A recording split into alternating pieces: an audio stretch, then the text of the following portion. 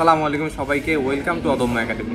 আজকে আমরা আলোচনা করব পড়াশোনার ইফেক্টিভনেস কীভাবে বাড়ানো যায়, বা তুমি যে টাইমটায় পড়তেছো এটাকে কীভাবে ইফেক্টিভ করানো যায়। আসলে পড়ার জন্য আমাদের সবারই অনেক কিছু থাকে, যে হচ্ছে আমরা এইভাবে পড়বো। আসলে হাজারো রকমের টিপস আছে বা রুলস আছে, তুমি সবখানে দেখতে পারবা। তো আমরা আসলে যেটা ফলো করতাম, বা আমি পড়াশোনার সময় যেটা ফলো করতাম, বা আমি ইউনিভার্সিটি লাইফে যেটা আরও ভালোভাবে জানতে পারছি, সেটা হচ্ছে তুমি যখন পড়বে, এই সময় কাছে আলোচনা করব। তুমি যখন পড়বে, তোমার তো একটা স্ট্রেংথ আছে কোনো সাবজেক্টে, বা তুমি কোনো সাবজেক্টে স্ট্রং, কোনো সাবজেক্ট পড়তে তোমার ভালো লাগে বেশি, তুমি দিনের পড়াটা ওই সাবজেক্টটা দিয়ে শুরু করবে। এইরকম একটা সাবজেক্ট দিয়ে তুমি শুরু করবে, একটা সহজ সাবজেক্ট দিয়ে। এটাতে কি হবে, তুমি যখন পরবর্তীর জন্য কঠিন কোনো সাবজেক্ট বা কঠিন কোনো টার্মও পড়ো, এই যে পড়াটা করলে এটা কি হবে, তোমার যে হচ্ছে এই পড়াটার কারণে তুমি পরবর্তীতে যেটা সাবজেক্ট পড়তেছো সেটার কারণে পড়া একটা স্পৃহা তৈরি হবে, অথবা তোমার মাইন্ডের মধ্যে একটা প্রবলেম সলভিং ক্যাপাসিটি তৈরি হবে, যাতে পরের পড়াটা তোমার পড়বা সেটার জন্য সহজ হয়ে যায়।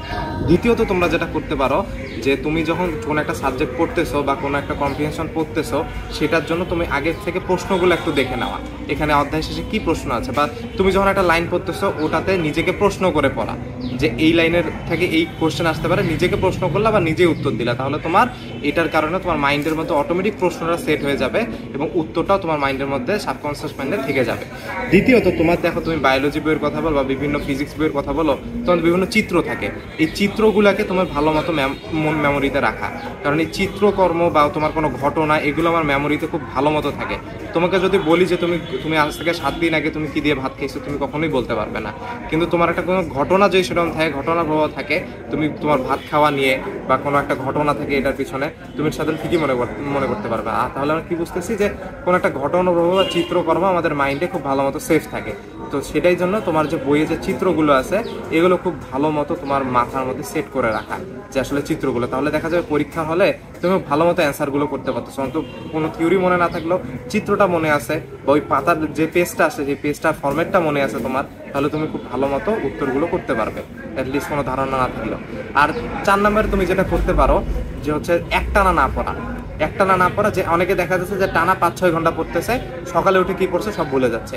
তুমি পড়তেছো 1 ঘন্টা পড়তেছো, তারপর একটু করে পাওয়ার ন্যাপে কি হবে, তুমি যখন পড়ালেখা করতেছো তখন তুমি যখন একটু রেস্ট নিবা, তখন কিন্তু আসলে তুমি রেস্ট নিচ্ছ, কিন্তু তোমার ব্রেন কিন্তু রেস্ট নিচ্ছে না।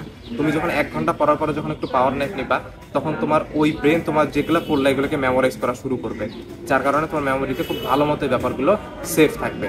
তো এরকম হাজারো অনেক টিপস আছে। আর দ্বিতীয়, তোমার হচ্ছে পড়ালেখার সময়টা নির্ধারণ করা।